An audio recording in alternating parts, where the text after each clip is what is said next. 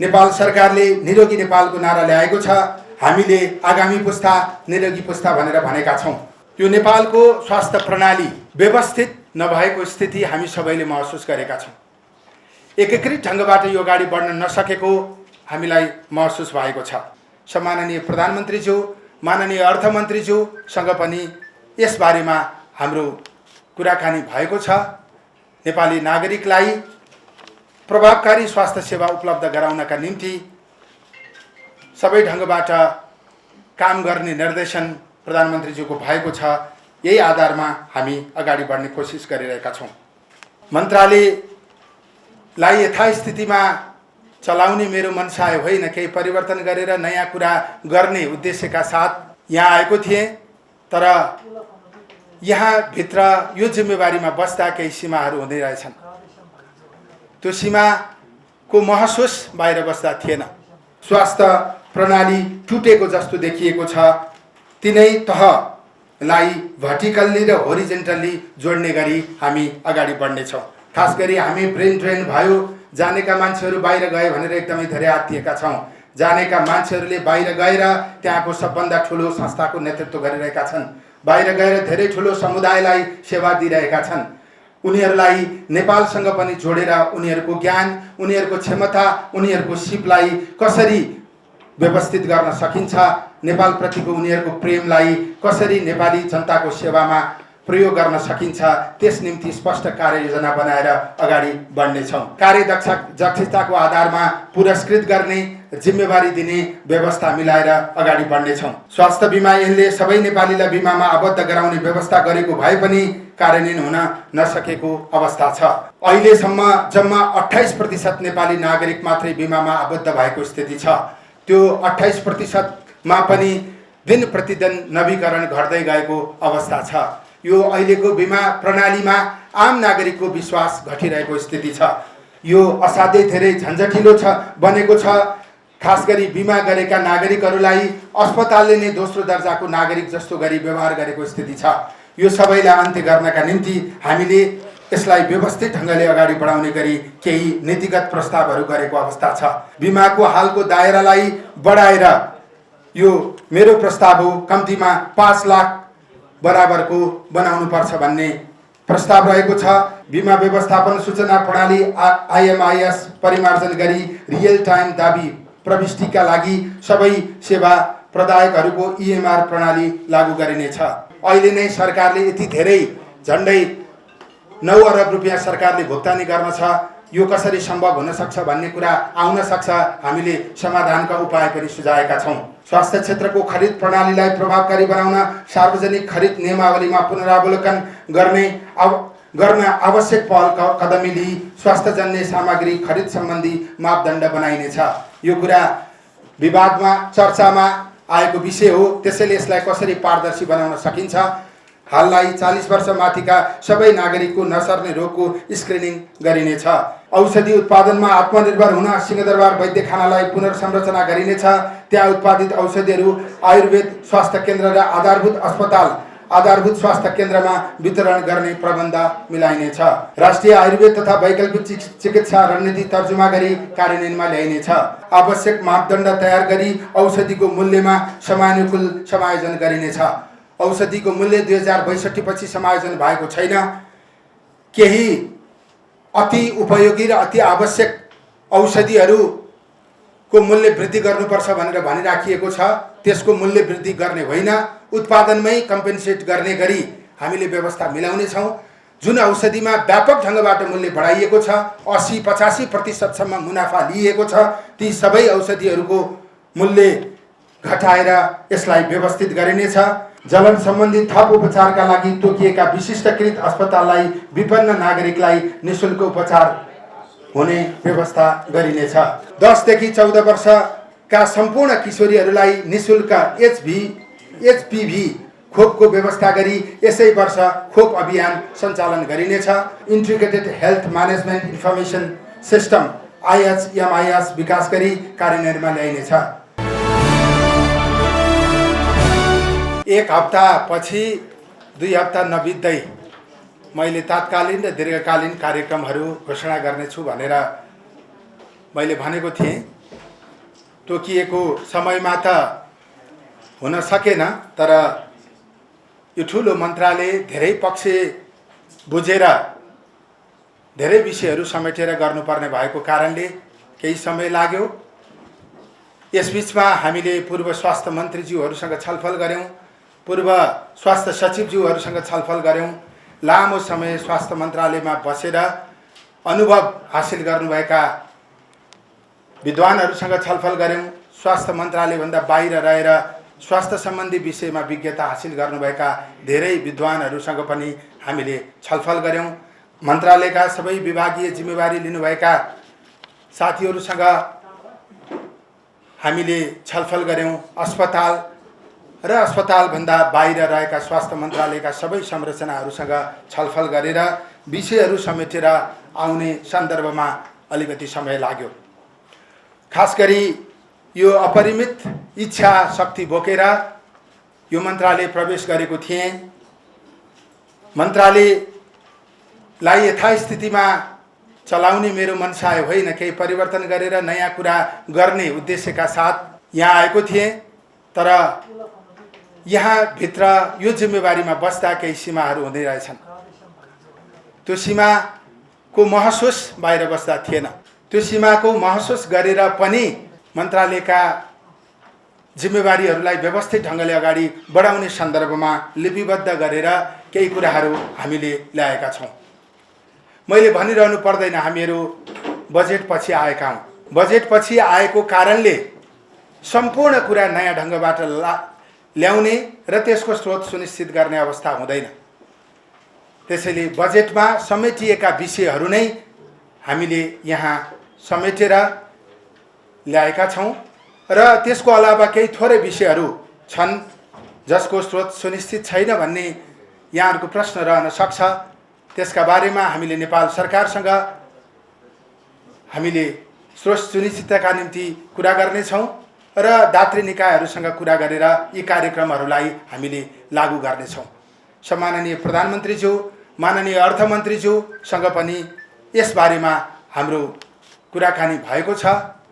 नेपाली नागरिकलाई प्रभावकारी स्वास्थ्य सेवा उपलब्ध गराउनका निम्ति सबै ढङ्गबाट काम गर्ने निर्देशन प्रधानमन्त्रीज्यूको भएको छ।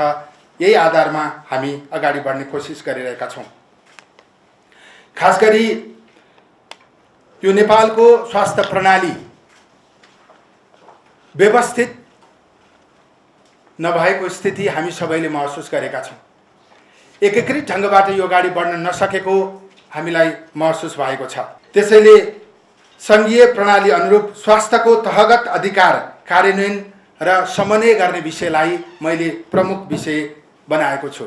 संविधानमा उल्लेखित स्वास्थ्यको तहगत अधिकार कार्यान्वयनमा देखिएका समस्या, अधिकारको स्पष्टता, समन्वयको अवस्था लगायतको विश्लेषण गरी हालसम्मको अनुभव समेतका आधारमा आवश्यक पुनरावलोकन गर्न छलफल र संवाद गरी तहगत अधिकार, कार्यजिम्मेवारी, अन्तर्सम्बन्ध र समन्वयमा स्पष्टता ल्याउनका निम्ति तपसिलका कार्यहरू गर्ने गरी हामीले कार्यक्रम प्रस्तुत गरेका छौँ। खास गरी साथीहरूलाई यो नीति कार्यक्रम बजेट प्रस्तुत गरेको जस्तो लाग्न सक्छ। अब हाम्रो अभ्यास यस्तै खालको छ। हामीले समेटेका विषयहरूले लामो भएको कारणले त्यसो नठान्दिने हुन अनुरोध गर्न चाहन्छु। यसका लागि हामीले 5वटा कार्ययोजना प्रस्तुत गरेको स्थिति छ। सङ्घ, प्रदेश र स्थानीय तह समन्वय तथा अन्तर्सम्बन्ध ऐन 2047 बमोजिमको विषयगत समितिको बैठक तत्काल राखेर तहगत समस्याको पहिचान, आगामी कार्यदिशाको पहिचान गरिनेछ। यो बैठकलाई नियमित गरिनेछ। यो जुन ऐनमा व्यवस्था भएको समिति छ यसको बैठक आजसम्म बसेको छैन। हामीले यसको बैठक राखेर हामीले क्रमशः निर्णयहरू गरेर अगाडि बढ्नेछौँ। नेपाल सरकार र कार्यविस्तृतीकरण प्रतिवेदन पुनरावलोकनका क्रममा प्राप्त सुझावलाई आधार मानेर तहगत अधिकारका सन्दर्भमा तिनै तहबीच स्पष्ट बुझाइ कायम गरी कार्यान्वयनमा सहजता ल्याइनेछ, दोहोरोपन हटाइनेछ। पुनरावलोकन प्रतिवेदन मन्त्री परिषदमा थन्किएको छ। त्यो विषयलाई कार्यान्वयन गर्नका निम्ति त्यहाँ प्राप्त भएका सबै सुझावहरूलाई हामीले कार्यान्वयनमा अगाडि बढाउने गरी कार्यक्रम ल्याएका छौँ। जनस्वास्थ्य ऐन बमोजिमको राष्ट्रिय जनस्वास्थ्य समितिलाई क्रियाशील बनाइनेछ। जनस्वास्थ्य क्षेत्रका विज्ञहरू सम्मिलित विभिन्न समितिहरू गठन गरी सरकारवालासँग छलफल गरी समितिको सुझाव कार्यान्वयन गर्नेछ। माथि उल्लेख भएका बाहेक अन्य समितिहरू पनि गठन गरेर स्वास्थ्यसँग सरोकार राख्ने सबैलाई स्वास्थ्य मन्त्रालयको नीति निर्माण गर्न र कार्यक्रम कार्यान्वयन गर्नका निम्ति सहकार्य गरिनेछ।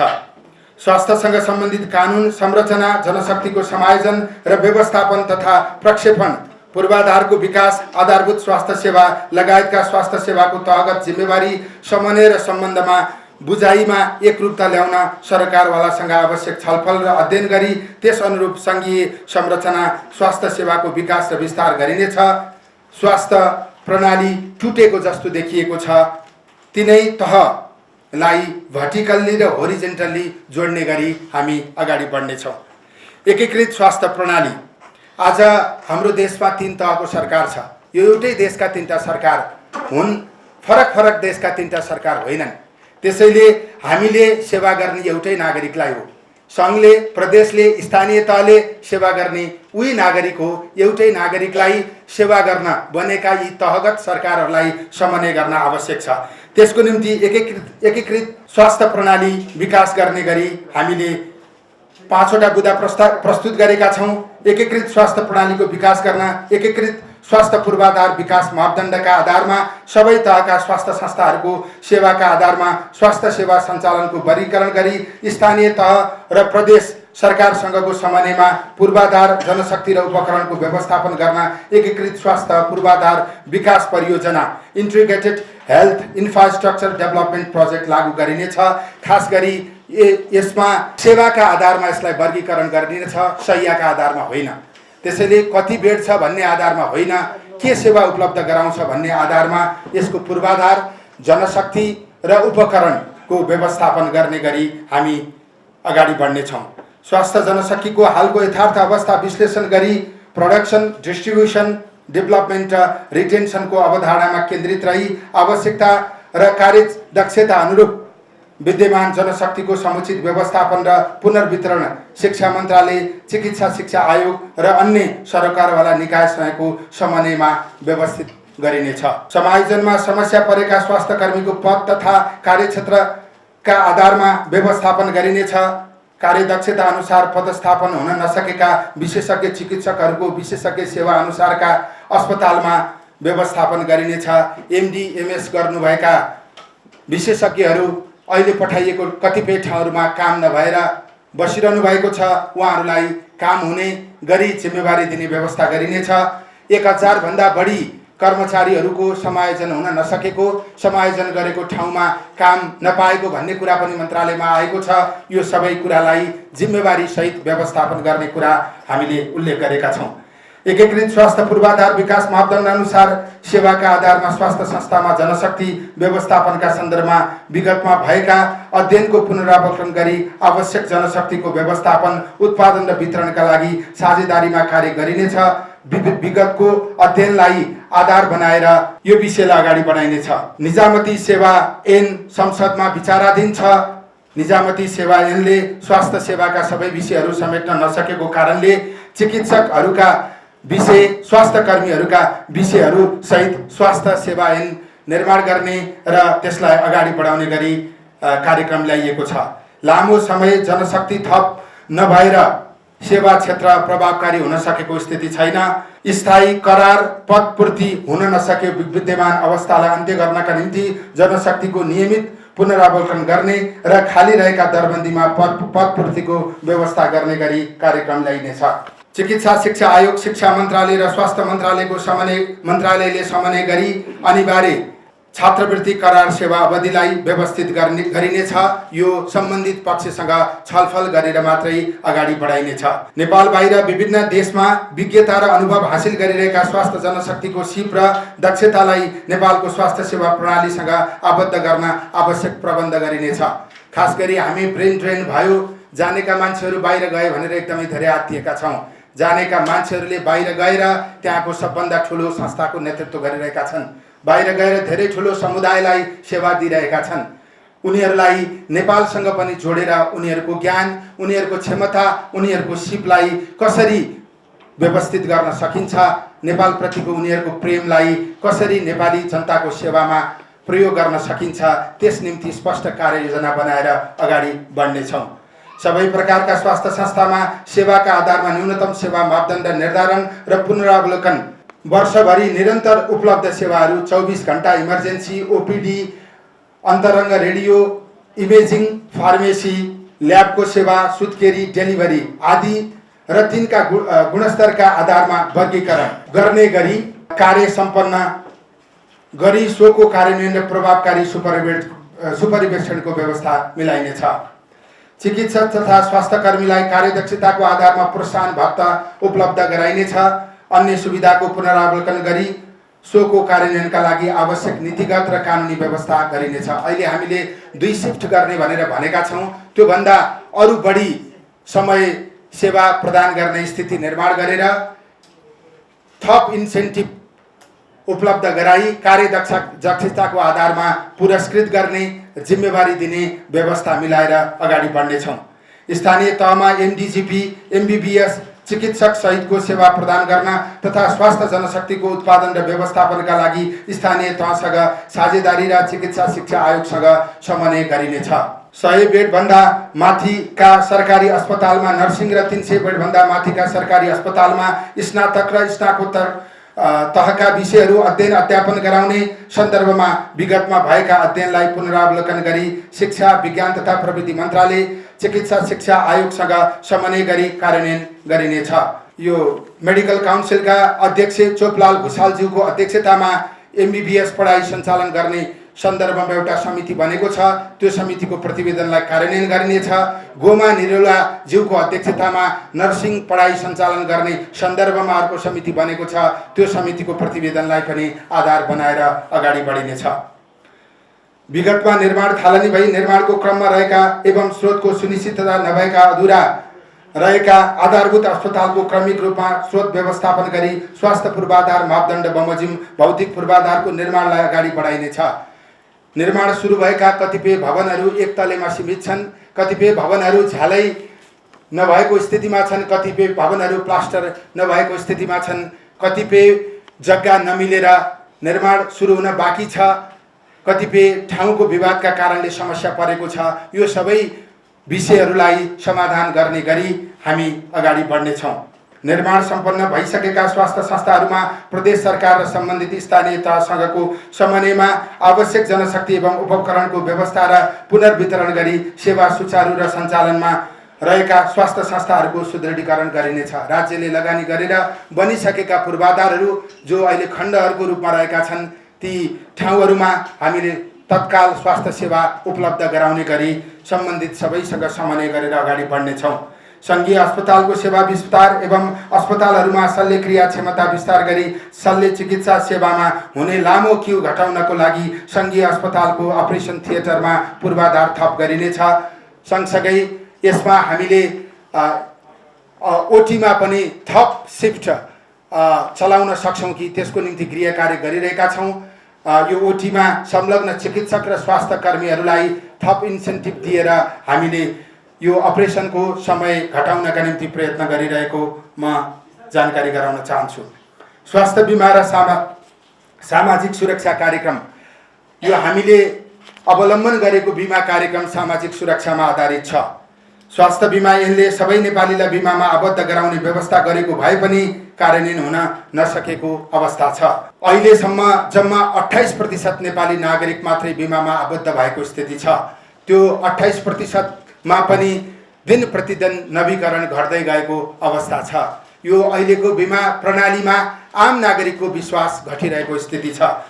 स्वास्थ्य बीमा तथा सामाजिक स्वास्थ्य सुरक्षाका कार्यक्रमलाई एकीकृत गर्दै सामाजिक सुरक्षाको एकद्वार नीति अवलम्बन गरी स्वास्थ्य बीमा ऐनले व्यवस्था गरे अनुसार स्वास्थ्य बीमामा आवश्यक सुधार र प्रक्रियालाई सहज बनाउँदै स्वास्थ्य बीमालाई सबै नागरिकको पहुँचमा पुर्याउने गरी हामीले निम्न कार्यक्रमहरू प्रस्ताव गरेका छौँ। यो असाध्यै धेरै झन्झटिलो बनेको छ। खास गरी बीमा गरेका नागरिकहरूलाई अस्पतालले नै दोस्रो दर्जाको नागरिक जस्तो गरी व्यवहार गरेको स्थिति छ। यो सबैलाई अन्त्य गर्नका निम्ति हामीले यसलाई व्यवस्थित ढङ्गले अगाडि बढाउने गरी केही नीतिगत प्रस्तावहरू गरेको अवस्था छ। बिमाको हालको दायरालाई बढाएर यो मेरो प्रस्ताव हो, कम्तीमा 5 लाख बराबरको बनाउनुपर्छ भन्ने प्रस्ताव रहेको छ। सेवालाई गुणस्तरीय र सेवा प्रवाह प्रक्रिया सहज बनाउन, आबद्धतालाई द्रुत गतिमा बढाउन, स्वास्थ्य बिमा ऐन बमोजिम औपचारिक र अनौपचारिक क्षेत्रलाई समेत अनिवार्य स्वास्थ्य बिमामा समेट्न, आम्दानीको आधारमा प्रिमियम र सहभुक्तानीको प्रणालीलाई व्यवस्थित र वैज्ञानिक बनाउन, स्वास्थ्य बिमाको नीतिगत र कानुनी व्यवस्थापनमा आवश्यक पुनरावलोकन गरिनेछ। नेपाल सरकारले भिन्न कार्यक्रम मार्फत निशुल्क वा सहुलियत रूपमा स्वास्थ्य सेवा दिइरहेकोमा सबै सेवा र सामाजिक स्वास्थ्य सुरक्षाका कार्यक्रमलाई बिमाको छाताभित्र राख्न आवश्यक प्रबन्ध गरिनेछ। योगदानमा आधारित सामाजिक सुरक्षाका कार्यक्रम र अन्य सामाजिक सुरक्षा एवं बिमाका अन्य कार्यक्रमलाई स्वास्थ्य बिमासँग जोड्न आवश्यक पहल गरिनेछ।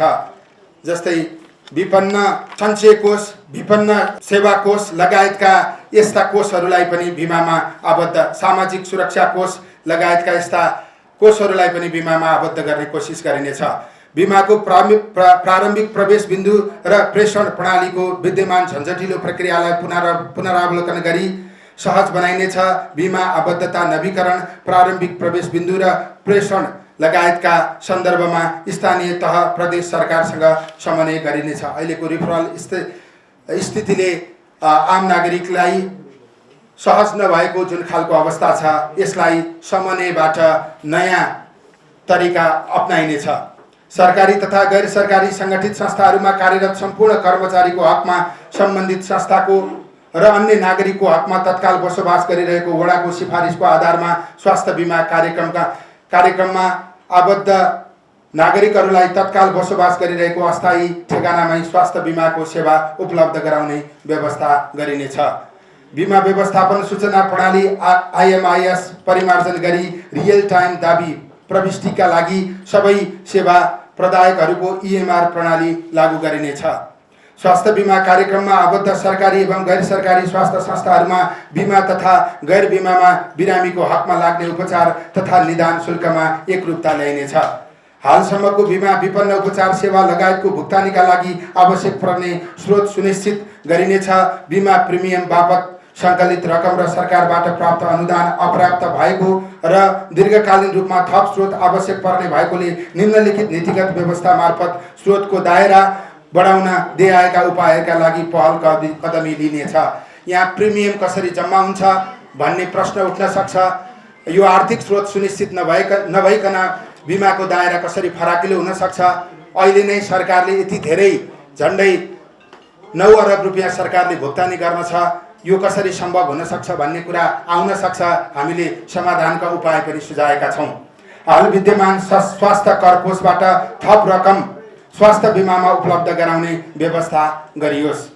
निश्चित मात्राभन्दा बढी चिनीजन्य पदार्थ प्रयोग हुने खाद्य तथा पेय पदार्थमा अनिवार्य सुगर ट्याक्स लगाउन पहल गरिने र सङ्कलित रकम स्वास्थ्य बिमामा उपलब्ध गराउने व्यवस्था हुन आवश्यक छ।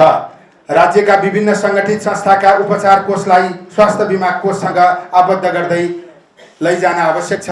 जस्तै आमा सुरक्षा कार्यक्रम, विभिन्न 8वटा रोगहरूमा दिइएको विपन्न सुविधा कार्यक्रम र अन्य जुन यो स्वास्थ्य बिमासँग सम्बन्धित सुरक्षा कोषहरू छन्, ती सबैलाई योसँग जोड्न आवश्यक छ भन्ने हामीले प्रस्ताव गरेका छौँ। आकस्मिक बाहेक निशुल्क उपचारका सबै कार्यक्रमलाई बिमामा आबद्ध गरी निशुल्क उपचारका लागि स्वास्थ्य संस्थालाई उपलब्ध गराउने अनुदान बिमा मार्फत उपलब्ध गराइयो भने बिमाको प्रिमियम बढ्न सक्छ, यसको स्रोत सुनिश्चित हुन सक्छ।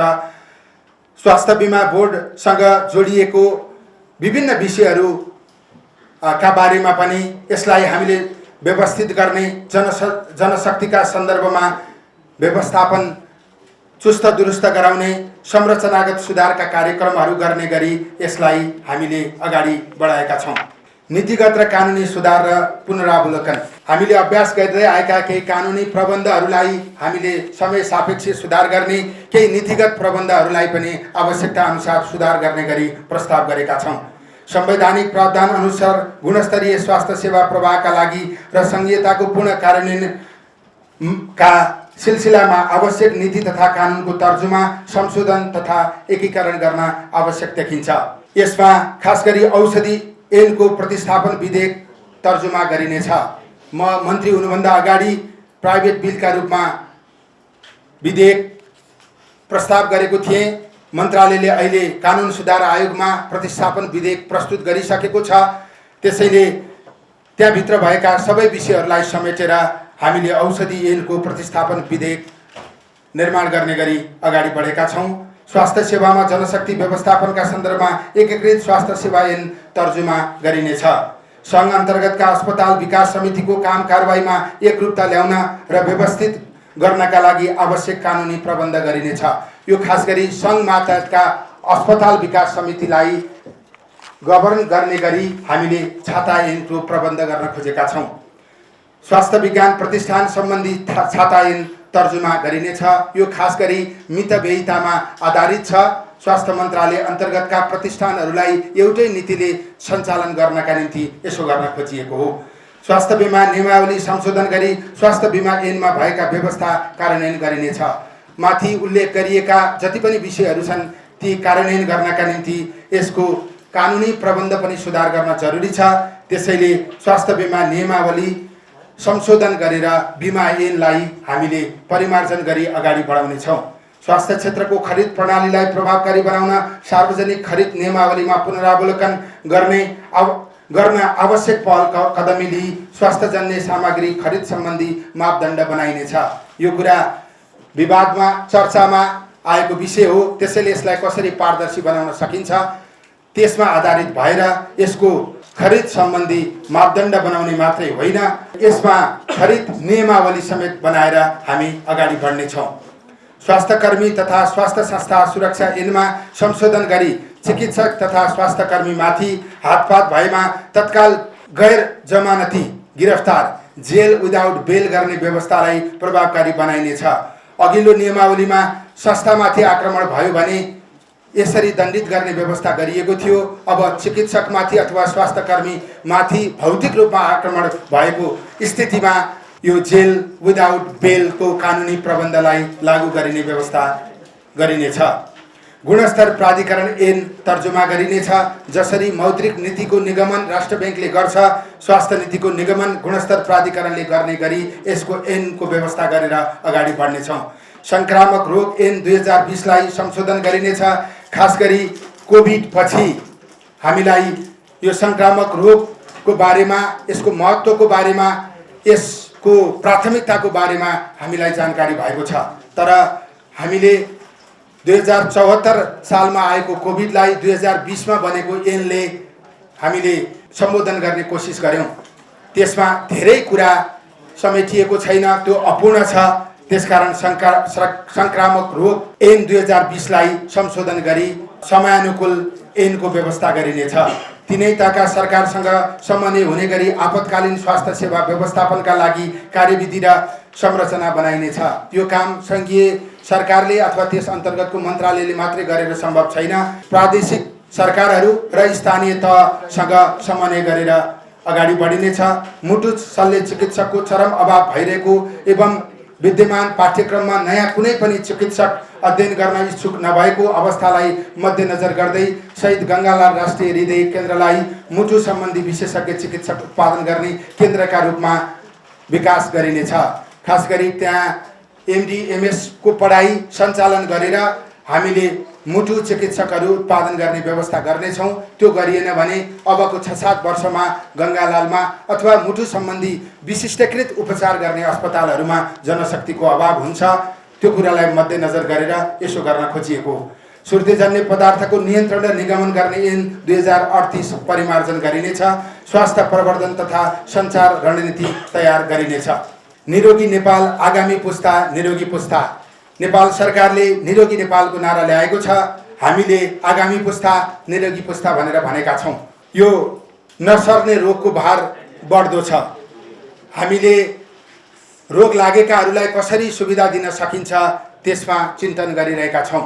त्यो चिन्तन गर्नु आफैमा स्वाभाविक छ। नेपालमा शहरीकरण बढ्दो स्थितिमा छ, बसाइसराई बढ्दो स्थितिमा छ, वायु प्रदूषण व्यापक ढङ्गले बढेको छ, क्लाइमेट चेन्जको प्रभाव दिन प्रतिदिन बढिरहेको स्थिति छ।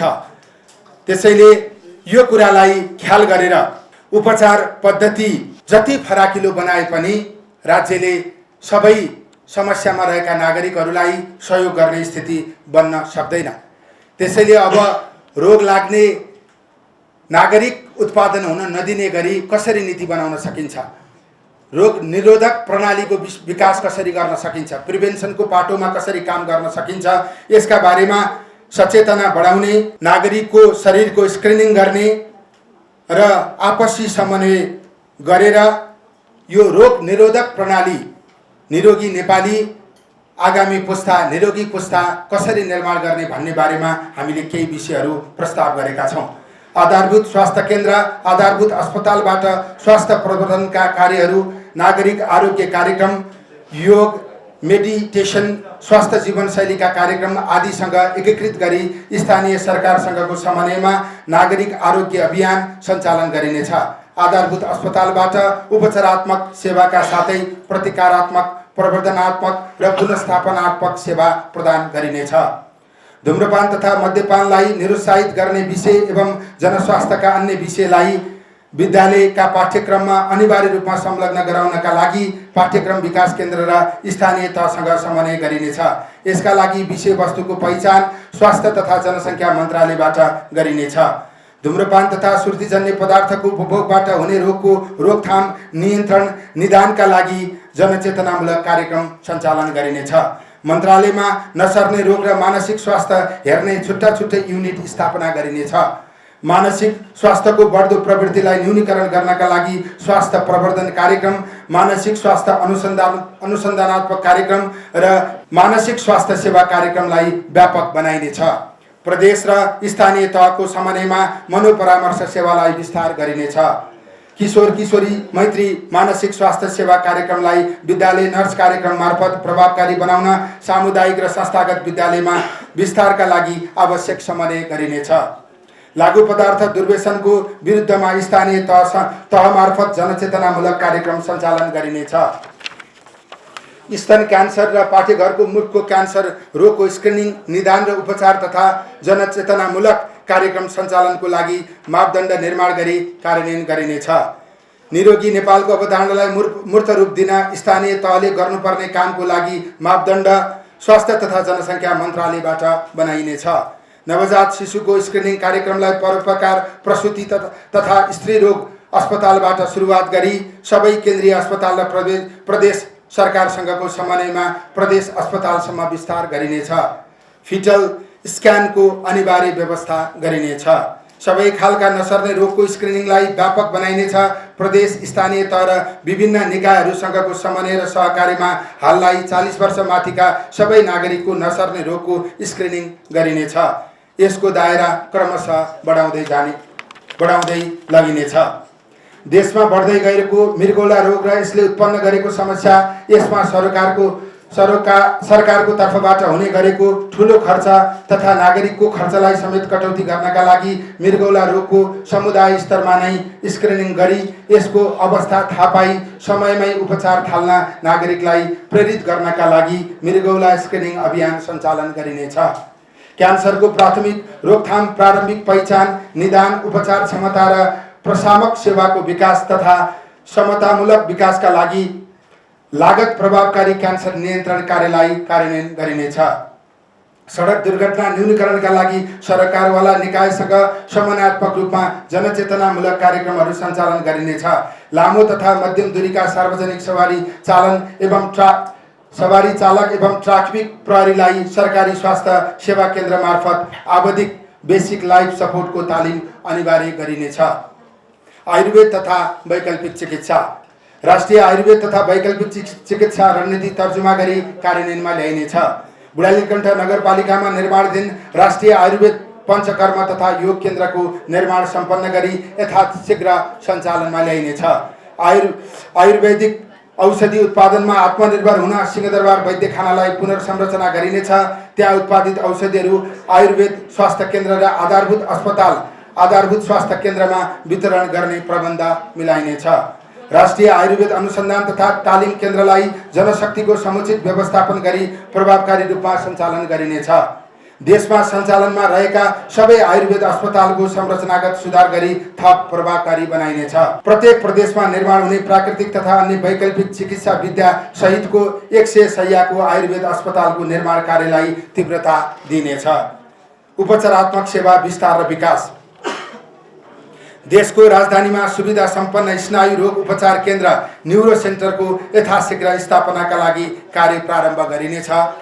सरकारी अस्पतालहरूमा सबैको विशिष्टकृत उपचार हुन्छ तर न्यूरोको नभएको स्थिति छ।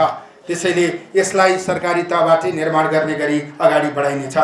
शहीद गङ्गालाल राष्ट्रिय हृदयरोग केन्द्रको भौतिक पूर्वाधारको प्रारूपलाई परम्परागत शैलीमा रूपान्तरण गर्दै यथाशीघ्र गुरुयोजना तयार गरी 500 शय्याको अस्पतालमा विस्तार गरिनेछ। बागमती बाहेक अन्य 6 प्रदेशमा शहीद गङ्गालाल हृदय केन्द्रको समन्वयमा मुटु रोग उपचारको सेवा विस्तार गरिनेछ। कान्ति बाल अस्पतालको पूर्वाधार थप गरिनेछ। यो अस्पतालको आइसियु सेवा पूर्ण क्षमतामा यथाशीघ्र सञ्चालनमा ल्याइनेछ। सातै प्रदेशमा क्यान्सर रोग उपचार सेवा विस्तार गरिनेछ।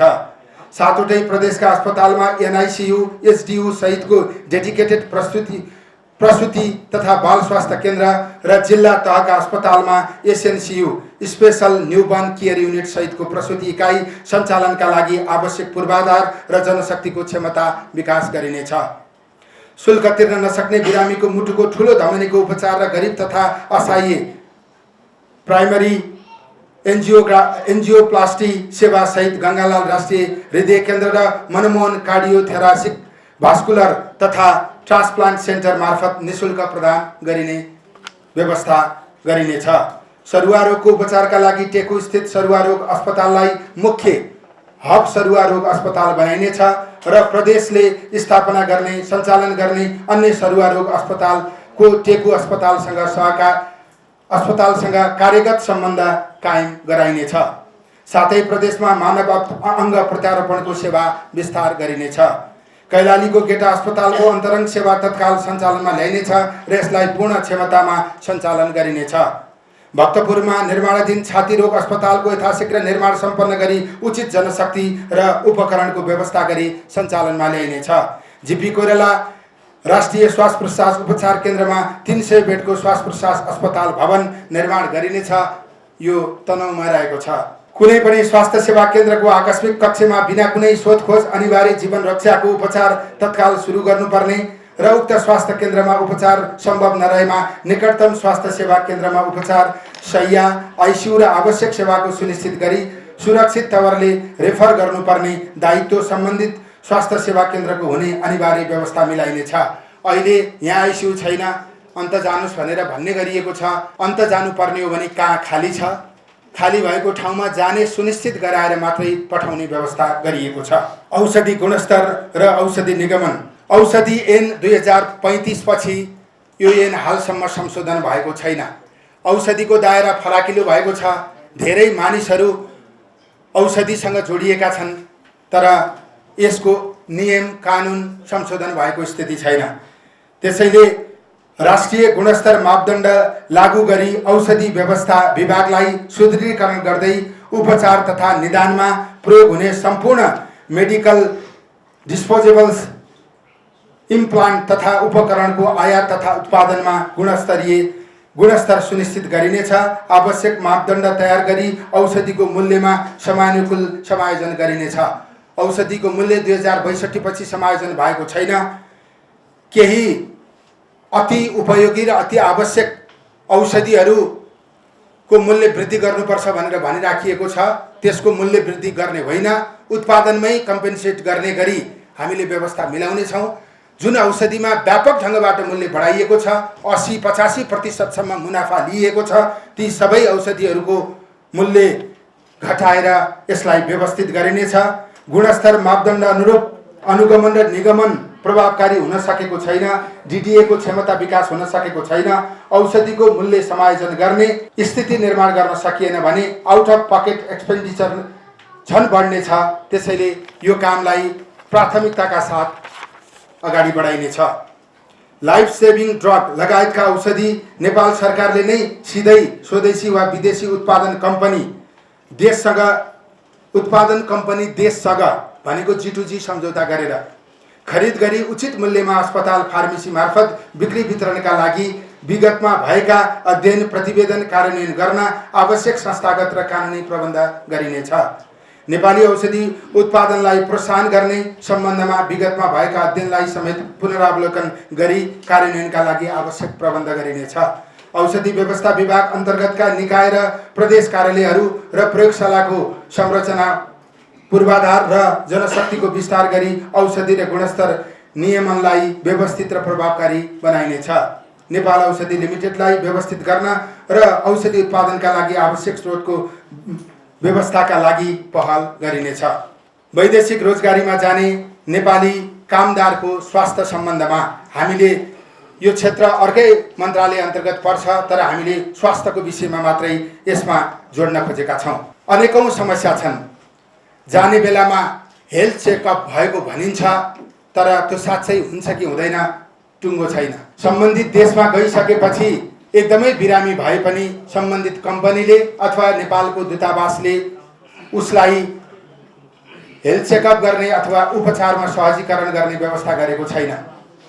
त्यसैले प्री डिपार्चर हेल्थ चेकअप र ओरिएन्टेसन दिने गरी स्वास्थ्य मन्त्रालयले वैदेशिक रोजगारीमा जाने र गएका नेपाली नागरिकको निम्ति श्रम रोजगार तथा सामाजिक सुरक्षा मन्त्रालयसँग समन्वय गरेर हेल्थ चेकअप अनिवार्य गर्ने र ओरिएन्टेसन दिने व्यवस्थाका निम्ति समन्वय गर्नेछ। वैदेशिक रोजगारीमा जाने र गएका नेपाली नागरिकको मृत्युदर घटाउन श्रम रोजगार तथा सामाजिक सुरक्षा मन्त्रालयसँगको सहकार्यमा वैदेशिक रोजगारीमा जाने नागरिकको स्वास्थ्य परीक्षण प्री डिपार्चर हेल्थ चेकअपलाई प्रभावकारी बनाइनेछ। प्रस्थान पूर्वको अभिमुखीकरण तालिम प्री डिपार्चर ओरिएन्टेसनमा उल्लेखित स्वास्थ्यका विषयमा पुनरावलोकन गरिनेछ। वैदेशिक रोजगारीका क्रममा हुने अधिक दुर्घटना र मृत्युको कारण पहिचान गरी सरकारवाला निकायसँगको सहकार्यमा सोको न्यूनीकरण रणनीति बनाई कार्यान्वयन गरिनेछ। कार्यस्थलमा नियमित स्वास्थ्य परीक्षणलाई नेपाली दूतावास, गन्तव्य देशमा रहेका नेपाली चिकित्सक र गैर आवासीय नेपालीसँगको सहकार्यमा व्यवस्थित गरिनेछ। जाने ठाउँको अवस्थाका बारेमा जानुभन्दा पहिल्यै जानकारी हुने स्थिति बनाइनेछ। जाडो छ कि गर्मी छ, गाउँ हो कि सहर हो, यो सबै कुराको जानकारी हुन सक्यो भने गएको व्यक्तिले आफै सावधानी अपनाउन सक्छ। वहाँ गइसकेपछि हुने दुर्घटना र त्यसपछिको उपचार पद्धतिका बारेमा सहजीकरण हुने गरी समन्वय गरिनेछ। साझेदारी स्वास्थ्य सेवासँग जोडिएका कार्यहरू कतिपय तहगत साझेदारीबाट गर्नुपर्नेछ भने कतिपय डेभलपमेन्ट पार्टनरहरूसँग मिलेर गर्नुपर्नेछ। हामीले यो दुवै पक्षसँग समन्वय गरेर समाजसेवी, समाजमा योगदान पुर्याउन चाहने, दान दिन चाहने दानीहरूलाई पनि हाम्रो अभियानमा जोडेर स्वास्थ्य मन्त्रालयका विभिन्न कार्यक्रमहरूलाई हामीले अगाडि बढाउनेछौँ। नेपालको स्वास्थ्य क्षेत्रको समग्र सुधारका लागि नेपालमा क्रियाशील विकास साझेदारहरू, बाह्य र आन्तरिक साझेदारसँगको सहकार्यलाई थप प्रभावकारी बनाइनेछ। नेपाल सरकार स्वयंले कार्यान्वयन गर्न सक्ने क्षेत्रहरूमा कार्यक्रममा दोहोरोपन हुन नदिन सरकार आफै कार्यान्वयन गर्ने नीति अवलम्बन गर्नेछ र सो अनुरूप विद्यमान नीतिमा पुनरावलोकन गरिनेछ। संविधान बमोजिम संघीय संरचनामा स्वास्थ्य सेवा प्रवाहको मूलमर्म अनुरूप स्वास्थ्य प्रणालीको विकास र विस्तार गर्न नीतिगत, कानुनी र कार्यक्रमगत रूपमा प्रदेश र स्थानीय सरकारसँग सहकार्य र समन्वय गरिनेछ। मन्त्रालयले सहकार्य गरिरहेका धेरै विषयहरू, हाम्रा कार्यक्रम र योजना भित्र परेका विषयहरूलाई डेभलपमेन्ट पार्टनरहरूसँग मिलेर व्यवस्थित ढङ्गले अगाडि बढाइनेछ। आँखा उपचार, अटिजम, वंशानुगत रक्तजन्य रोगहरू, sickle sale anaemia, thalassaemia, lupus रोग आदि मानसिक स्वास्थ्य लगायतका क्षेत्रमा क्रियाशील संस्थासँग साझेदारीमा सेवा प्रदान गरिनेछ। स्वास्थ्य सेवाको पहुँच बाहिर रहेका समूह, समुदाय र दुर्गम क्षेत्रमा सेवा पुर्याउन जनशक्ति व्यवस्थापन र सेवा प्रवाहमा प्रतिष्ठान, मेडिकल कलेज र विशिष्टकृत अस्पताल लगायतसँग साझेदारी र समन्वयमा काम गरिनेछ। सबै शहर केन्द्रित भएको जस्तो देखिएको छ। स्वास्थ्य सेवालाई गाउँ-गाउँमा पुर्याउन आवश्यक छ। केही हदसम्म भइरहेको पनि छ। यसलाई अझ व्यवस्थित र प्रभावकारी बनाएर अगाडि लगिनेछ। पोषण स्थानीय तहसँगको समन्वयमा 5 वर्ष मुनिका बालबालिकाहरू, किशोरी तथा गर्भवती र सुत्केरी आमाहरूको पूर्ण पोषणको लेखाजोखा गरी उपलब्ध स्वास्थ्य सेवामा समावेश गराइनेछ। पूर्ण पोषणको लेखाजोखाबाट पत्ता लागेका कुपोषितहरूलाई पूर्ण निको नहुन्जेल स्वास्थ्य कर्मीहरूको प्रत्यक्ष अनुगमनमा राखिनेछ, जसका लागि स्थानीय तहलाई प्रोत्साहन गरिनेछ। स्थानीय तहको सहकारीमा गर्भवती महिलाले नियमित स्वास्थ्य परीक्षण गर्दा गर्भवती पोषण प्याकेजको व्यवस्था गरिनेछ। प्रादेशिक र स्थानीय तहसँगको समन्वयमा बहुक्षेत्रीय पोषण योजना अनुरूपका कार्यक्रमलाई प्राथमिकताका साथ कार्यान्वयन गरिनेछ। स्थानीय तहमा रहेका पोषण सम्बन्धी असल अभ्यास र स्थानीय खाद्य प्रणालीको साथै उच्च प्रशोधित खानेकुराले स्वास्थ्यमा पार्ने नकारात्मक असरहरूका बारे नियमन र वकालत गर्न स्वास्थ्य कर्मीहरूको क्षमता अभिवृद्धि गरी परिचालन गरिनेछ। विद्यालय उमेरका बालबालिकालाई लक्षित गरी प्रशोधित खाना, जङ्क फुड, अशुद्ध पेय पदार्थ लगायतको प्रयोगमा दुरुत्साहन गर्नका लागि स्थानीय तहसँगको समन्वयमा विद्यालय तहमा सचेतना कार्यक्रम सञ्चालन र सञ्चार माध्यम मार्फत सचेतना अभियान सञ्चालन गरिनेछ। खाद्य प्रविधि तथा गुण नियन्त्रण विभाग स्थानीय तह र स्थानीय प्रशासनसँगको सहकार्यमा बजारमा उत्पादन तथा बेचबिखन हुने प्रशोधित खाना, जङ्क फुड, अस्वस्थ पेय पदार्थहरूको नियमन गरिनेछ। सुनौलो 1000 दिन गोल्डन 1000 डेज कार्यक्रमलाई थप प्रभावकारी बनाउन गर्भपूर्वको अवस्थामा महिलाले फोसिल एसिड चक्कीको सेवन सम्बन्धी अध्ययन गरी कार्यान्वयनका लागि आवश्यक प्रबन्ध गरिनेछ। अब जनसङ्ख्यातर्फ, खास गरी स्वास्थ्य तथा जनसङ्ख्या मन्त्रालय हो हाम्रो मन्त्रालय। हामीले स्वास्थ्यका धेरै विषयहरूलाई प्राथमिकतामा राखेका छौँ, जनसङ्ख्याका विषयहरूलाई प्राथमिकतामा राख्न सकेका छैनौँ।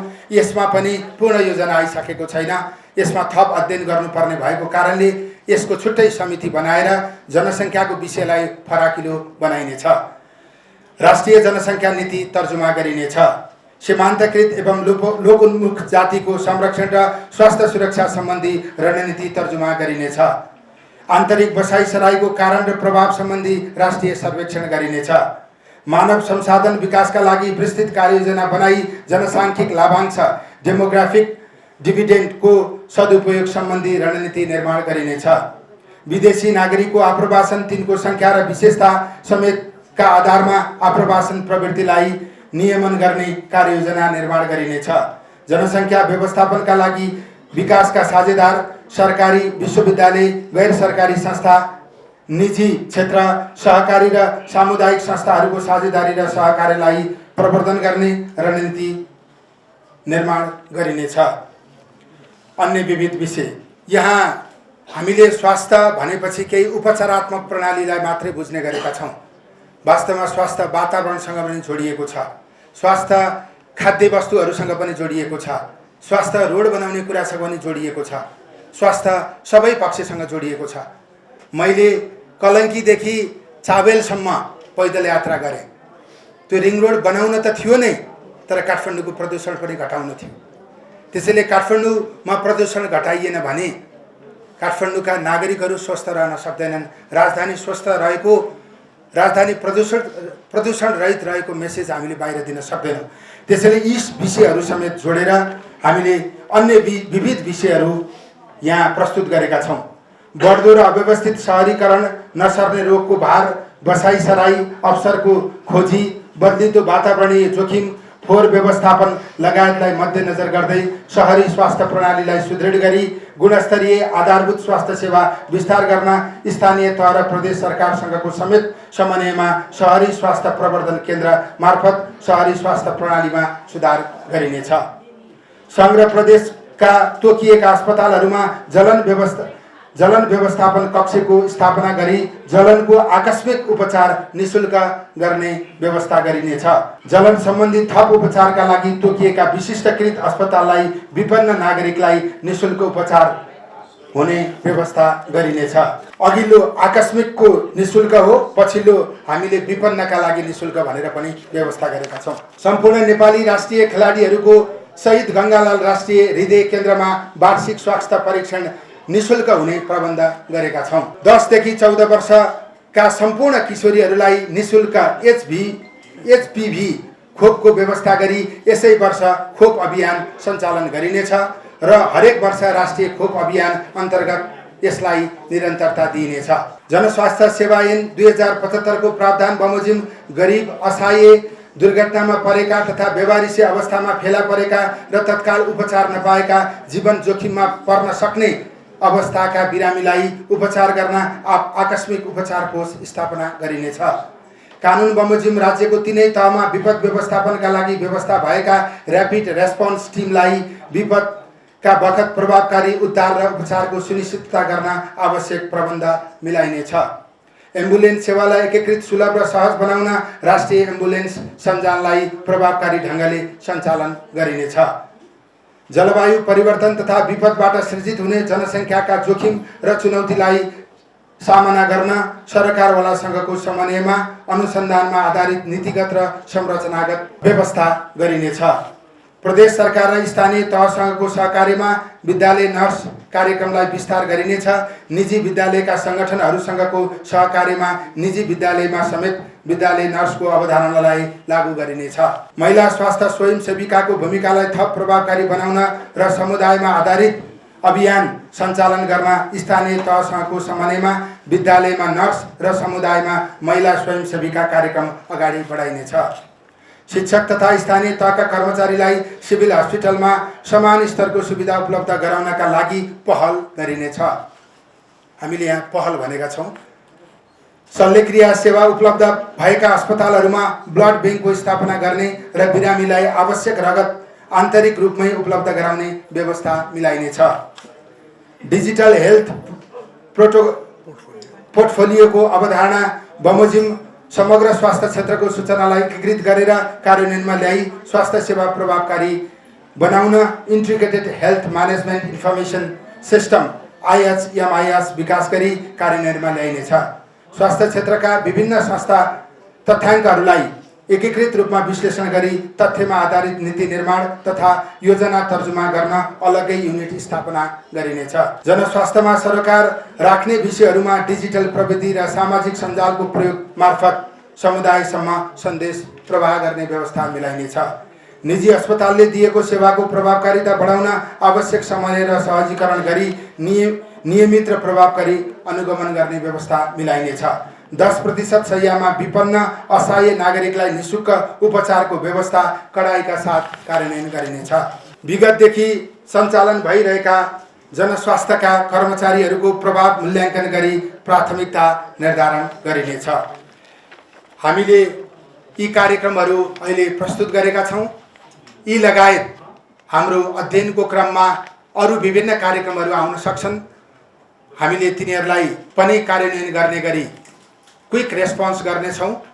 यो नै मन्त्रालयको सम्पूर्ण कार्यक्रम होइन, तर यो यसमा आधारित भएर हामीले स्रोत सुनिश्चित हुने गरी अरू पनि कार्यक्रम क्रमशः लागू गर्दै जानेछौँ। यहाँ प्रस्तुत भएका अल्पकालीन योजनाहरू तत्काल हामीले कार्यान्वयन गर्नेछौँ। सम्माननीय प्रधानमन्त्रीज्यूले 100 दिनभित्र उपलब्धि प्रस्तुत गर्ने जुन कार्यक्रम बनाउनु भएको छ, त्यो उपलब्धिमा धेरै कुरा समेटिने विश्वास यहाँहरूलाई म दिलाउन चाहन्छु।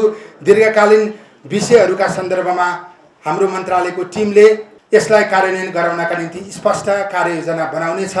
विभिन्न पक्षमा हामीले कार्यान्वयनका निम्ति मन्त्रालय र मन्त्रालय बाहिरका विज्ञहरूलाई राखेर विभिन्न समिति उपसमितिहरू बनाउनेछौँ र त्यसलाई क्रमशः कार्यान्वयन गर्दै खास गरी यी विषयहरू कार्यान्वयन गर्नका निम्ति हामीले प्राविधिक समिति पनि बनाउनेछौँ, एडभाइजरी टिम पनि बनाउनेछौँ, विशेषज्ञ समितिहरू पनि बनाउनेछौँ र कार्यान्वयन समितिहरू पनि बनाउनेछौँ।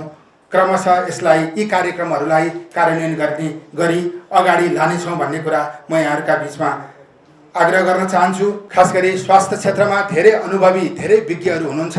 हामीले स्वास्थ्य क्षेत्र सुधारका निम्ति उहाँहरूलाई जोड्न सकिरहेका छैनौँ। हाम्रा यी कार्यक्रमहरू कार्यान्वयन गर्नका निम्ति ती विद्वानहरू, विज्ञहरू, अनुभवी जनशक्तिलाई जोडेर हामी अगाडि बढ्नेछौँ। यो हामीले धेरै कार्यक्रम, अघि पनि मैले फेरि भन्न चाहन्छु, धेरै कार्यक्रम हामीले अहिलेकै बजेट, अहिलेकै नीति कार्यक्रमसँग तादम्यता गरेर ल्याएका छौँ। खालि यसको कार्यान्वयन कसरी गर्ने भन्ने विधि मात्रै हामीले प्रश्न पारेका हौँ। केही कार्यक्रम, केही थोरै सीमित कार्यक्रमहरूमा स्रोत सुनिश्चित भएको स्थिति छैन। मैले अघि नै पनि भने, सम्माननीय प्रधानमन्त्रीज्यू पनि धेरै काम गर्ने इच्छा राख्नु भएको म देख्छु। हामीसँग थुप्रै डेभलपमेन्ट पार्टनरहरू पनि हुनुहुन्छ। हामीसँग प्रदेशको सरकार पनि छ, स्थानीय तहको सरकार पनि छ, अरू दात्री निकायहरू, समाजसेवीहरू पनि थुप्रै हुनुहुन्छ। उहाँहरू सबैलाई जोडेर स्रोत सुनिश्चित नभएका केही थोरै कार्यक्रमहरूलाई हामीले ती स्रोत सुनिश्चित हुने पक्षसँग समन्वय गरेर छिटै स्रोत सुनिश्चित गराएर अगाडि बढाउने प्रतिबद्धता म व्यक्त गर्न चाहन्छु।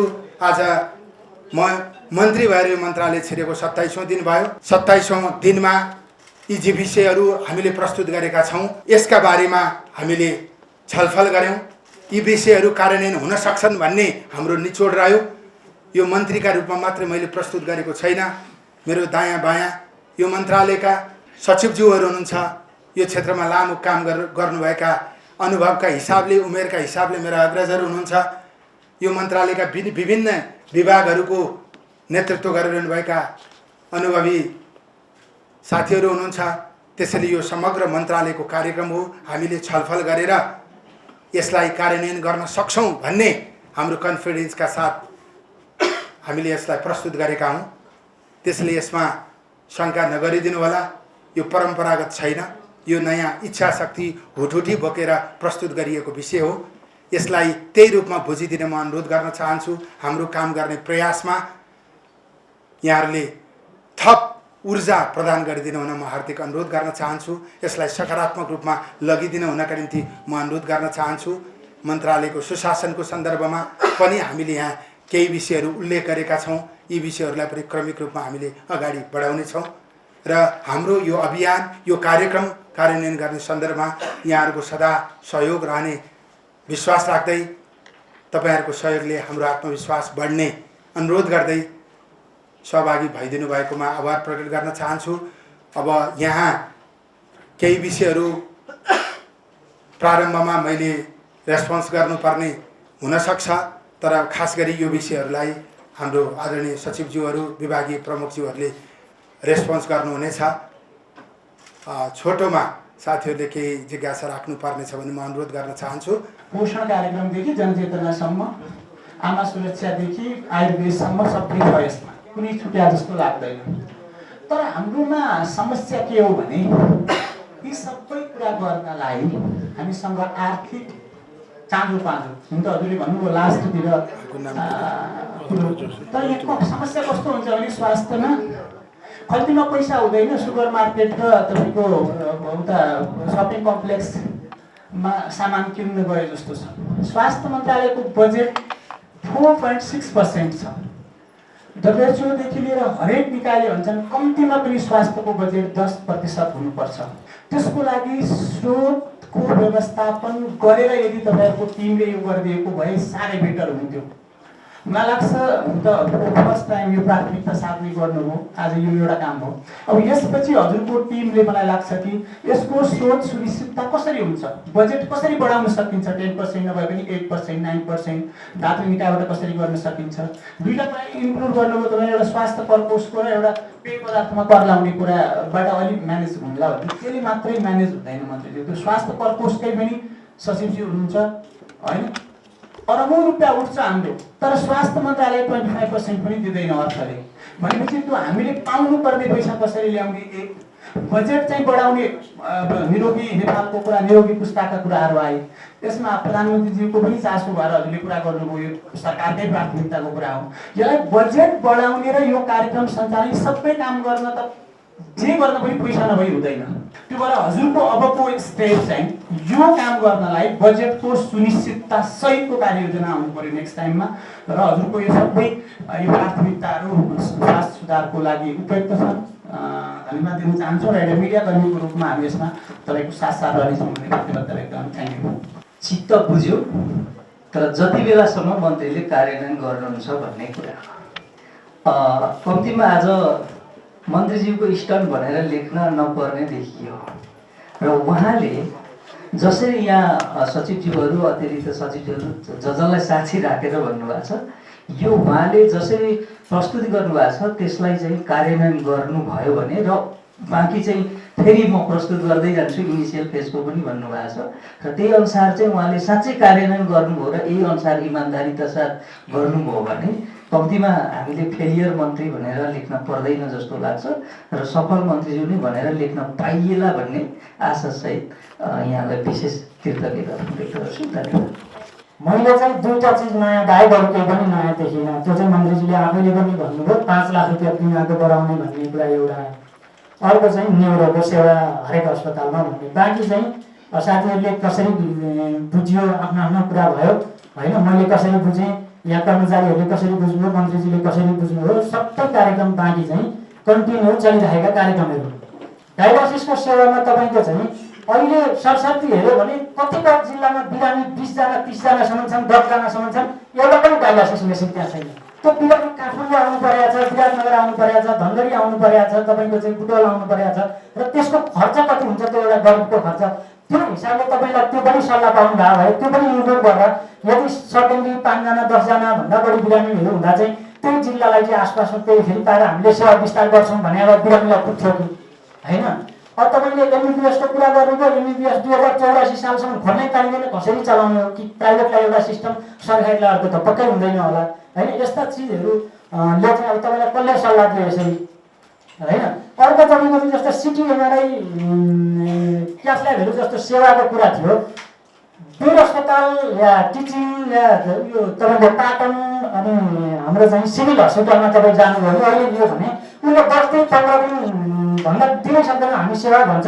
अनि के भन्ने गर्न बाध्य हुन्छ भने तिम्रो रिपोर्ट तत्काल चाहियो भन्छ डक्टरले बिरामीसँग, त्यो चाहिँ प्राइभेट हस्पिटल अहिले 11,000 तिरेर चाहिँ सेवा लिन पाउँछ। तपाईँले कमसेकम एउटा टिम बनाइदिया भएदेखि त्यसले चाहिँ तत्काल गुनासो वाला टिम भनेर गरिदिनु भएको, त्यसलाई रेस्पोन्स गरेर त्यहाँ चाहिँ आजको आज सेवा लिन सक्ने वातावरण गरिदिनु भएको भए त्यो चाहिँ जनतालाई त्यसरी हुने हो सेवा भनेर चिज चाहिँ। त्यसभन्दा अघिको तपाईँकै नाउँ भएका मन्त्रीज्यूलाई मैले यही कुरो भनेको थिएँ, जितना सक्कर डालिएगा उतना ही मीठा होगा।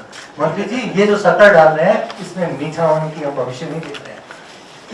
छैन कसरी गर्ने, जब चूँकि मेन्टल हेल्थलाई तपाईँले एकदम फोकस गर्नुभएको छ, अल्टरनेटिभ मेडिसिनमा पनि जान्छ, इन्टिग्रेटेड एप्रोचमा तपाईँ पुरो राख्नुभएको छ, बेजोड छ, यसमा कुनै दुईमा छैन। तर सबभन्दा पहिले हजुरले यसको बजेट सुनिश्चित गर्नुभयो र त्यसको लागि यदि बजेट एलोकेसन भएकै छ भने तापनि थुप्रै फन्डको कुरो गर्नुभयो, त्यसमा विचार गर्नुपर्यो। र इनिसियली अहिले जुन अरू मन्त्रालय, जस मन्त्रालयको हामीलाई कुनै खास काम छैन, जस बारेमा तपाईँले इङ्गित पनि गरिसक्नु भएको छ केही दिन अघि नै, बडा कन्ट्रोभर्सियल स्टेटमेन्ट थियो, ती मन्त्रालयहरूबाट यतातिर ल्याउन सकिन्छ कि त्यो गर्नुहोस् मन्त्रीजी। मन्त्रीजी कम्तीमा हाम्रो पदमजीले पनि केही कुरो भन्नुभयो, 10% पुर्याउन सकिन्छ अहिले पनि। त्यसमा तपाईँ यस्तो युवा लाग्नुभयो भने सम्भव छ र त्यो भयो भने एउटा स्वास्थ्य क्षेत्रमा क्रान्ति नै आउला र तपाईँको कुरो सही होला।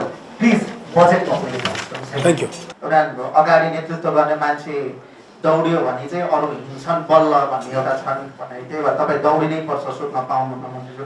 अनि अर्को कुरा हामीले चाहिँ अहिले अस्पतालको व्यवस्थापनलाई मात्रै हाम्रो इन्टरनल्ली मात्रै कुरा गरिरहेछौँ, व्यवस्थापनसँगै हामीले चाहिँ यो मेडिकल सेक्टरमा चाहिँ पुँजी कसरी भित्राउने भन्नेमा चाहिँ अलिकति मन्त्रालयले सोचेर मेडिकल टुरिज्मका कुराहरू छन्, हामीले त्यस्तो सेक्टरहरू पनि खोज्नु पर्यो जसले गर्दाखेरि चाहिँ हेल्थ सिस्टम पनि राम्रो होस्, हामीलाई पुँजीको पनि अभाव नहोस् र त्यसले गर्दा चाहिँ देशमा बाहिरी मुद्राहरू पनि भित्रियोस्। यस्तो खालकोमा पनि अलिकति मन्त्रालय अलिक पछि छ, त्यो पनि अलि मेरो चाहिँ सुझाव यति नै हो। अरू त भिडमा नै दिउँला मन्त्रीज्यू। नयाँ केही पनि आएको छैन, पुरानै आएको छ, त्यसको स्रोत सुनिश्चित छैन भन्ने कुरा अलि मिलेन कि पुरानै हो भने त त्यसको स्रोत सुनिश्चित छ होला। त्यसकारण नयाँ एउटा यहाँ एकदमै धेरै स्रोत सुनिश्चित गर्नुपर्ने विषय के छ भने यो प्राथमिक स्वास्थ्य केन्द्रहरू जो निर्माण भएको छैन अथवा जो निर्माण पुरा नभएको अवस्थामा छ, सबभन्दा बढी लागत त्यसका लागि लाग्ने हो। हामीले यसलाई क्रमशः गर्ने भनेर भनेका छौँ हैन। यो चाहिँ काम सुरु भइसकेको छ, त्यसैले त्यसलाई त्यत्तिकै अलपत्र अवस्थामा पनि छोड्न मिल्दैन। त्यसैले त्यसको विषय उठाएर त्यसलाई प्राथमिकतामा राखेर सरकारसँग, सम्माननीय प्रधानमन्त्रीज्यूसँग हामीले त्यो कुरा गरिरहनुपर्छ र क्रमशः त्यसको कार्यान्वयन गरेर लानुपर्छ भन्ने आधारमा हामीले त्यो भनेको। बिमाको बारेमा हामीले बिमा यस्तो हुनुपर्छ मात्रै भनेका छैनौँ, बिमाको प्रिमियम कसरी बढाउनुपर्छ पनि भनेका छौँ। हामी सोलुसन सहित आएका छौँ। हामीले सबै सङ्गठित संस्थालाई बिमासँग जोड्नुपर्छ, एकद्वार प्रणालीमा ल्याउनुपर्छ, विपन्न सुविधा अन्तर्गत दिएका सबै सुविधाहरूलाई बिमासँग जोड्नुपर्छ। हामीले बिमाको प्रिमियम कसरी बढाउने, 40 अरब रुपियाँ कसरी जम्मा गर्ने भन्ने सोलुसन सहित हामी यहाँ प्रस्तुत भएको स्थिति छ। त्यसैले न्युरो अस्पताल आवश्यक छ भनेर हामीले भनेका छौँ। त्यसको डिपिआर गर्ने, अर्को वर्ष त्यसलाई सञ्चालन गर्न, त्यसको निर्माण गर्न पैसा राख्ने, तर त्यसको आवश्यकता छ भनेर हामीले यहाँ प्रस्तुत गर्न खोजेको। त्यसैले एकदमै स्रोत पुग्दै नपुग्ने स्थिति छैन। मैले अघि नै पनि भने 15 देखि 20% स्रोत सुनिश्चित नभएका कुराहरू छन्। त्यसलाई हामीले विभिन्न ढङ्गबाट स्रोत सुनिश्चित गराउने प्रयास गर्नेछौँ। कोसिसै गरेन, हुटुटी नै रहेन भने त कसरी नयाँ काम हुन सक्छ। त्यसैले यसमा स्रोत सुनिश्चित गरिएका केही नयाँ विषयहरू पनि छन्। त्यो हामीले स्रोतलाई केही नयाँ विषयमा ल्याएर जोडेका पनि छौँ। पुराना विषयमा स्रोत सुनिश्चित गरिएको स्थिति पनि छ र स्रोत सुनिश्चित हुन नसकेका केही विषयहरू छन्। मैले अघि नै पनि भने यसलाई हामीले सरकारसँग, प्रदेश र स्थानीय तहसँग, जस्तै हामीले एमडिएमएस को जनशक्ति जुन हामीसँग छ त्यसलाई हामीले स्थानीय तहसँग समन्वय गरेर, छात्रवृत्तिको जनशक्तिलाई हामीले चिकित्सा शिक्षा आयोग, शिक्षा मन्त्रालय, स्थानीय तहसँग समन्वय गरेर गर्छौँ भनेर भनेका छौँ। त्यस आधारमा हामीले गाउँ गाउँमा जनशक्ति लिएर जान्छौँ भनेर भनेका हौँ। स्थानीय तहसँग हामीले उनीहरूलाई जुन सेवा सुविधा दिएको छ त्यसले पुगेन, स्थानीय तहले पनि त्यहाँ सेवा सुविधा थप गरिदिनु पर्यो। त्यसैले हामीले त्यो ढङ्गबाट पनि स्रोत सुनिश्चित हुने स्थिति निर्माण गरेका छौँ। अब मन्त्रालयमा भएका कमी कमजोरी व्यथितिका बारेमा किन विषयहरू आएन मैले भनेको छु। यो चाहिँ एकदमै लिपिबद्ध गरेर बोल्ने कुरा होइन। खरिदका बारेमा मैले प्रश्न भनेको छु, पारदर्शी बनाइनेछ, नीति बनाइनेछ भनेर भनेको छु। त्यसैले हामीले नीतिगत सुधारका थुप्रै कुराहरू यहाँ ल्याएका छौँ। आजसम्म यो जनशक्ति व्यवस्थापन हुन सकेको छैन, त्यसको लागि स्रोत मात्रै होइन नीति पनि आवश्यक छ। बिमाको लागि स्रोत मात्रै होइन नीति पनि आवश्यक छ। स्वास्थ्य संस्थालाई व्यवस्थित गर्ने सन्दर्भमा स्रोतको कुरा मात्रै होइन, व्यवस्थापनको कुरा मात्रै होइन, नीतिको कुरा पनि जोडिएको छ। त्यसैले हामीले सबै पक्षबाट त्यसलाई सम्बोधन गर्ने कोसिस गरेका छौँ। हामीले सरकारी अस्पतालहरूलाई व्यवस्थित गर्न, लाइन घटाउन, हामीले नियमित जुन सेवा प्रदान गरिन्छ त्यसलाई बढाएर 2 शिफ्ट बनाउने भनेर भनेका छौँ। त्यो सबैले निर्णय गर्नुभएको स्थिति छ। आधाभन्दा बढी अनलाइन प्रणालीमा गइसक्नु भएको छ। आइसियुको क्षमता वृद्धि गर्ने गरी सबै अस्पतालमा हामी आएपछि आइसियुको क्षमता क्रमशः वृद्धि भइरहेको स्थिति छ। अहिले हामीले यही कार्यक्रममा ल्याएका छौँ। ओटीमा पनि शिफ्ट निर्धारण गर्ने, शिफ्ट बढाउने भनेर भनेका छौँ। ओटीको क्षमता बढाउने भनेर भनेका छौँ। हामीले त्यसको लागि के गर्ने भन्दा त्यो अहिले तोकिएको समयभन्दा बढी काम गर्ने चिकित्सक र स्वास्थ्य कर्मीलाई त्यो काम गरे बापत थप इन्सेन्टिभ दिने, भत्ता दिने भनेर पनि भनेका छौँ। आन्तरिक स्रोतले त्यसलाई थेगेन भने मन्त्रालयको आन्तरिक स्रोतबाट पुर्ताल गर्ने गरी हामीले समय अवधि बढाउँछौँ भनेर हामीले त्यसलाई पहिला कार्यान्वयनका निम्ति तल पठाएका पनि छौँ। अहिले यो कार्यपत्र यो नीति तथा कार्यक्रममा उल्लेख पनि गरेका छौँ। त्यसैले यी धेरै विषयहरूलाई सुधारका निम्ति हामीले प्रयत्न गरिरहेको स्थिति छ। र चाहिँ साथीहरूले यो जुन स्वास्थ्यको बजेट 10% पुर्याउनुपर्छ भन्ने कुरामा त्यसमा दुई मतै छैन। राज्यको स्वास्थ्य प्राथमिकतामा रहेको हो भने यसको बजेट 10% पुग्नुपर्छ। यो चाहिँ खास गरी यो हामीले नीति तथा कार्यक्रम प्रस्तुत गरेको, यसमा बढी सैद्धान्तिक कुरै आउँछन्। यसो गरिदिनेछु उसो गरिदिनेछु भनेर बुदामा त्यो ठ्याक पोइन्ट वाइज त्यसरी आउन सक्दैन मेरो विचारमा। हामीले पोलिसीमा आधारित भएर यो प्रस्तुत गरेको। पोलिसीमा आधारित हुँदा त नीतिगत विषयमा, सैद्धान्तिक विषयमा, कार्ययोजनाको सन्दर्भमा जोडिन्छ भन्ने मलाई लाग्छ। त्यसकारणले पनि अलिकति ठ्याक्कै क्लिक हुने गरी तोकिएर आएन भन्ने यहाँलाई लागेको हुनसक्छ, तर यो भाषाभित्र धेरै कुरा तोकिएको छ। यसलाई हामीले कार्यान्वयन गर्नेछौँ। यो मन्त्रालयको कार्ययोजना हो र मलाई विश्वास छ यहाँहरू पनि स्वास्थ्य क्षेत्रमा काम गर्नुभएको छ, राज्यको चौथो अङ्गमा हुनुहुन्छ, यहाँहरूबाट पनि यसका निम्ति पूर्ण सहयोग हुनेछ भन्ने विश्वास राख्दै यसलाई सकारात्मक ढङ्गले कार्यान्वयन हुन्छ भन्ने ढङ्गले बुझिदिने हुन अनुरोध गर्दै यो उपस्थितिका निम्ति हार्दिक आभार प्रकट गर्न चाहन्छु। धन्यवाद। जय नेपाल।